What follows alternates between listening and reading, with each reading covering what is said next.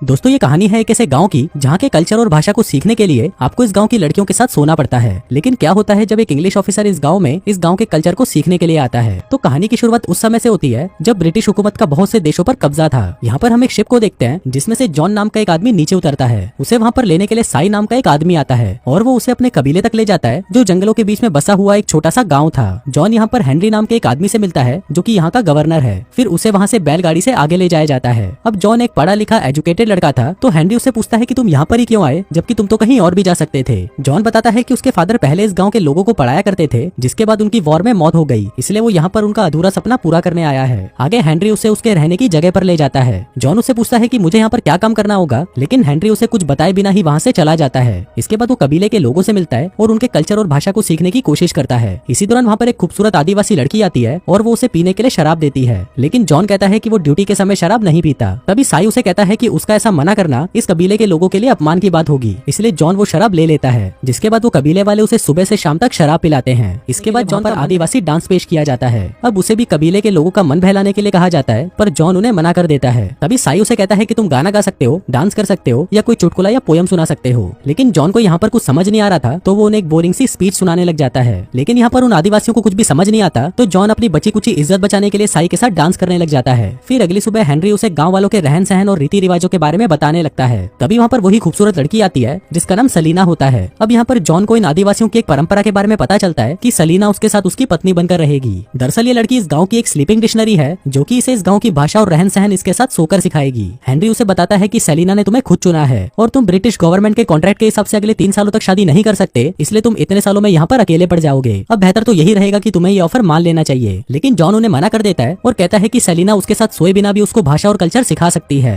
लेकिन आखिर में डिसीजन ये लिया जाता है कि जॉन को हेनरी की बात माननी पड़ती है और उसी दिन से सलीना उसके साथ उसके घर पर रहने लगती है। लेकिन अब साथ रहने के बाद भी जॉन उसे छूता तक नहीं। अब ये सारी चीजें उनका बावर्ची भी देखा करता था और उसे लगता था कि जॉन को लड़के पसंद है, इसलिए वो अगले दिन जॉन के लिए एक लड़का लेकर आता है और उसे कहता है कि आज रात तुम इसके साथ सो जाना। अब ये देखकर जॉन घबरा जाता है और उस पर गुस्सा करने लगता है। वहीं सेलिना भी ये सब देख रही होती है और वो भी गुस्सा होकर वहाँ से चली जाती है। सुबह होते ही जब जॉन बाहर आता है तो वो देखता है कि सेलिना तो पूरी रात उसके घर के नीचे सोई हुई थी। फिर बावर्ची बताता है कि अब वो अपने घर वापस नहीं जा सकती क्योंकि लोगों को ऐसा लगेगा कि तुम उसके साथ इसलिए नहीं सोए क्योंकि वो बदसूरत है। अब जॉन उसे प्यार से समझाते हुए कहता है कि मैं तुमको पसंद तो करता हूँ लेकिन मैं तुम्हारे साथ सो नहीं सकता क्योंकि मेरा मन ऐसा करने के लिए मान नहीं रहा, लेकिन मैं ये प्रॉमिस करता हूँ कि मैं तुम्हारे साथ सोने की कोशिश जरूर करूंगा। फिर उसी रात सेलिना उसे गांव की भाषा सिखाने लगती है, लेकिन अभी भी वो उसके साथ नहीं सोता। फिर एक दिन सेलिना उसे पूछती है कि क्या तुम कभी किसी के साथ इंटीमेट हुए हो, जिस पर जॉन कहता है कि नहीं और मैं ये तब तक नहीं करूंगा जब तक मेरी शादी ना हो जाए। सेलिना कहती है कि फिर तो शादी के बाद तुम अपनी पत्नी को खुश नहीं कर पाओगे क्योंकि तुम्हें इसकी प्रैक्टिस नहीं होगी। अब इससे तुम्हारी वाइफ तुमसे नाखुश रहेगी और किसी और आदमी के साथ अफेयर कर लेगी। अब उसकी ये बात सुनकर जॉन को हंसी आ जाती है। फिर अगले दिन से जॉन उनके गाँव वालों से घुलने मिलने लगता है और उनके साथ उनके लोकल गेम्स भी खेलने लगता है। इसी के साथ रात को वो सेलिना से उसकी भाषा सीखता है। यहाँ पर जॉन उसे अंग्रेजी बोलना सिखाता है और वो उसे अपनी भाषा सिखाती है। इसी दौरान वो दोनों एक दूसरे के करीब आ जाते हैं और एक दूसरे को किस करने लगते हैं। अब इसी के चलते जॉन में भी जोश आ जाता है और वो उसके साथ इंटीमेट हो जाता है। अब इसके बाद से हम देखते हैं कि जब भी जॉन अपने काम से घर लौटता वो सेलिना के साथ इंटीमेट होता।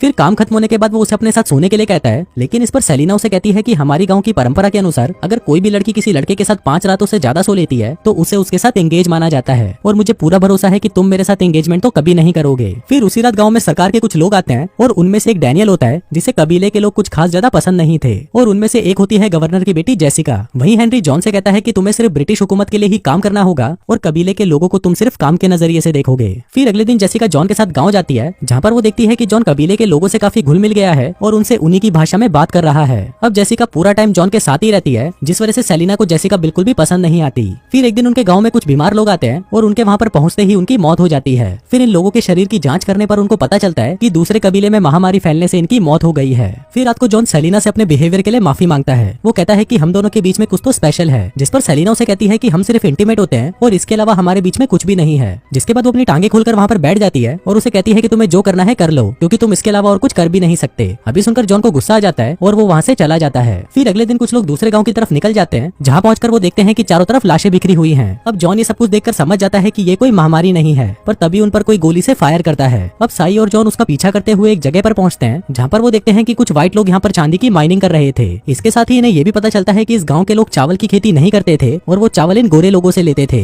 लेकिन ये लोग उनको चावल में जहर मिला के दिया करते थे ताकि सभी कबीले वाले मर जाएं और माइनिंग वाली बात किसी को पता न चले। अब जॉन ये बात उन सब गाँव वालों को बता देता है, जिसके बाद गाँव वाले उन गोरे लोगों पर हमला करके उन्हें मार डालते हैं और उनकी जान बचाने के लिए जॉन का धन्यवाद धन्यवाद करते हैं। अब इसके बाद जॉन सेलिना को शादी के लिए प्रपोज करता है, लेकिन सेलिना को ये डर था कि ब्रिटिश लोग उसकी शादी नहीं होने देंगे और ना ही वो इस रिश्ते को मानेंगे। जॉन उसे कहता है कि तुम इस बात की चिंता मत करो, वो हमारे लोग हैं और मैं उन्हें मना लूंगा। लेकिन जॉन जब ये बात हेनरी को बताता है तो हेनरी उस पर गुस्सा करने लगता है और कहता है कि अगर तुमने सेलिना को नहीं छोड़ा तो तुम्हें 10 साल की जेल हो जाएगी। दूसरी तरफ सेलिना को भी कबीले के सरदार के सामने पेश किया जाता है, जो उसे कहता है कि तुम्हारे लिए अच्छा यही रहेगा कि तुम कबीले में से ही किसी के साथ शादी कर लो। लेकिन इस पर वो उन्हें कहती है कि मैं जॉन से वादा कर चुकी हूँ। तभी साई जो सरदार का बेटा था वो उसे समझाने लगता है कि अगर तुमने इनकी बात नहीं मानी तो वो ब्रिटिशर्स उन लोगों के मर्डर का आरोप हम पर लगा देंगे, इसलिए हम तुमसे विनती करते हैं कि तुम जॉन से शादी मत करो। वहीं जॉन भी सेलिना को ढूंढता हुआ वहाँ पर पहुंच जाता है और देखता है कि उन्होंने उसे जेल में कैद कर दिया है। इसके बाद जॉन को वापस लंदन भेज दिया जाता है, जहाँ पर उसे ना चाहते हुए भी गवर्नर की बेटी जेसिका से शादी करनी पड़ती है। लेकिन हम देखते हैं कि जॉन इस शादी से बिल्कुल भी खुश नहीं था।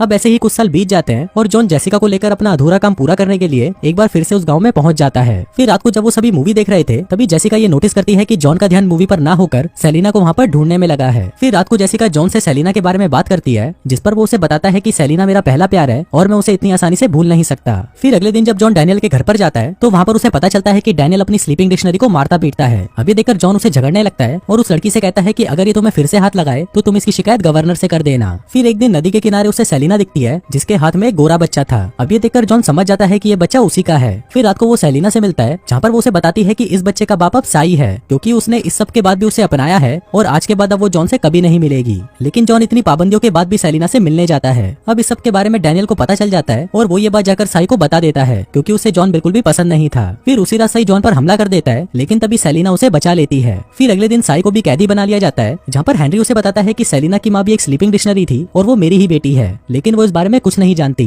फिर रात को जॉन साई को छुड़ा लेता है और तभी वहाँ पर सेलिना भी चुपके से पहुंच जाती है। फिर जॉन उसे कहता है कि कल हम दोनों साथ में भाग चलेंगे, क्योंकि ये लोग हमें साथ में जीने नहीं देंगे। लेकिन फिर अगले दिन डैनियल सेलिना को ही अपनी स्लीपिंग डिक्शनरी बना लेता है। वहीं दूसरी तरफ जब जॉन घर पर पहुंचता है तो जेसिका उसे बताती है कि वो माँ बनने वाली है। वहीं डैनियल सेलिना को अलग अलग तरह से परेशान करने की कोशिश करता है, लेकिन इससे पहले कि वो उसे और तंग करता तभी वहाँ पर बावर्ची आकर उसे बचा लेता है। वहीं दूसरी तरफ जेसिका को भी पता चल जाता है कि जॉन वहाँ से भागने वाला है। वो समझ चुकी थी कि जॉन सेलिना से प्यार करता है, इसलिए वो भी उसे परमिशन दे देती है कि तुम उसी के साथ ही खुश रहो। उधर बावर्ची सेलिना को लेकर फेरी तक पहुंचता है, लेकिन जॉन अभी तक वहाँ पर नहीं पहुंचा था। फिर कुछ देर बाद जब जॉन वहाँ पर आता है तो बावर्ची उसे बताता है कि सेलिना को लगा कि तुमने उसे फिर से धोखा दे दिया, इसलिए वो ये गाँव छोड़कर दूसरे गाँव चली गई। अब जॉन उसे ढूंढने निकल जाता है और अगले दिन उसे सेलिना मिल जाती है। अब इससे पहले कि वो वहाँ से आगे जाते डैनियल दूसरे गाँव से भी वहाँ पर पहुंच जाता है और उन्हें बांध देता है, जिसके बाद वो सेलिना के साथ जबरदस्ती करने की कोशिश करता है। अब जॉन उसे बचाने लगता है, लेकिन डैनियल उसे मारकर नीचे गिरा देता है। इसके बाद वो जॉन को जान से मारने वाला था कि तभी कहीं से जहरीले तीर आकर उस पर लगते हैं, जो कि वहाँ के गाँव वालों ने चलाए थे और ये वही गाँव वाले थे जिनकी जान कई सालों पहले जॉन और सेलिना ने बचाई थी। फिर फिल्म के लास्ट सीन में हम देखते हैं कि जॉन और सेलिना उसी गाँव में रहने का फैसला कर लेते हैं और दोस्तों इसी के साथ ही ये कहानी यहीं खत्म हो जाती है।